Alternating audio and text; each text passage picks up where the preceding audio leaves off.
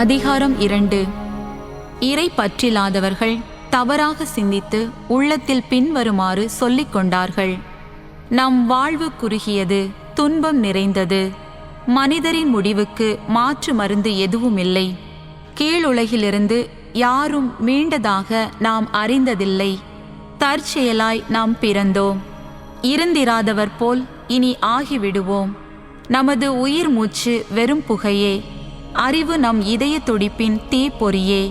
அது அணையும் பொழுது உடல் சாம்பலாகிவிடும். ஆவியோ காற்றோடு காற்றாய் கலந்துவிடும்.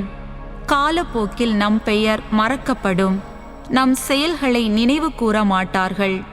நம் வாழ்வு முகில் போல கலைந்து போகும். கதிரவனின் ஒளி கதிர்களால் துரத்தப்பட்டு அதன் வெப்பத்தால் தாக்குண்ட மூடு பனி போல சிதறடிக்கப்படும். நம் வாழ்நாள் நிழல் போல கடந்து செல்கின்றது. நமது முடிவுக்கு பின் நாம் மீண்டு வருவதில்லை. ஏனெனில் முடிவு குறிக்கப்பட்ட பின் எவரும் அதிலிருந்து மீள்வதில்லை. எனவே வாருங்கள், இப்போதுள்ள நல்லவற்றை துய்ப்போம். இளமை உணர்வோடு படைப்பு பொருட்களை முழுவதும் பயன்படுத்துவோம். விலையுயர்ந்த திராட்சை மதுவிலும் நறுமண பொருட்களிலும் திளைத்திருப்போம். இளவேநீர் கால மலர்களில் எதையும் விட்டு வையோம். ரோசா மலர்கள் வாடும் முன் நமக்கு முடியாக அவற்றை சூட்டிக் கொள்வோம். நம் களியாட்டங்களில் பங்கு கொள்ள ஒருவர் கூட தவறிவிடலாகாது. இன்பத்தின் சுவடுகளை எங்கும் விட்டு செல்வோம். இதுவே நம் பங்கு, இதுவே நம் உடைமை. நேர்மையாளராகிய ஏழையரை ஒடுக்குவோம். கைம்பெண்களையும் ஒடுக்காமல் விடமாட்டோம். நரைதிரை விழுந்த முதியோரையும் மதிக்க மாட்டோம். நமது வலிமையே நமக்கு நீதியின் சட்டம். வலிமை அற்றது எதுவும் பயனற்றதென்பது தெரிந்ததே. நேர்மையாளர்களை தாக்க பதுங்கியிருப்போம். ஏனெனில் அவர்கள் நமக்கு தொல்லையாய் இருக்கிறார்கள். நம் செயல்களை எதிர்க்கிறார்கள். திருச்சட்டத்திற்கு எதிரான பாவங்களுக்காக நம்மை கண்டிக்கிறார்கள். நம் பயிற்சியை மீறிய பாவங்களை நம்மீது சுமத்துகிறார்கள். கடவுளை பற்றிய அறிவு தங்களுக்கு உண்டு என அவர்கள் பறைசாற்றுகிறார்கள். ஆண்டவரின் பிள்ளைகள் என தங்களை அழைத்து கொள்கிறார்கள்.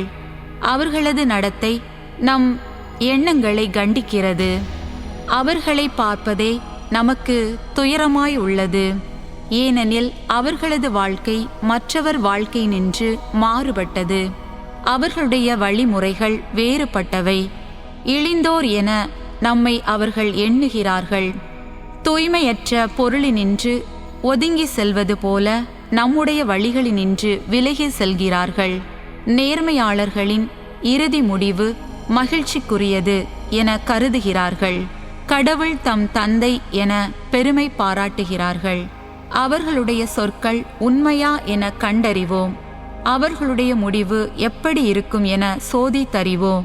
நேர்மையாளர்கள் கடவுளின் மக்களெனின் அவர் அவர்களுக்கு உதவி செய்வார்.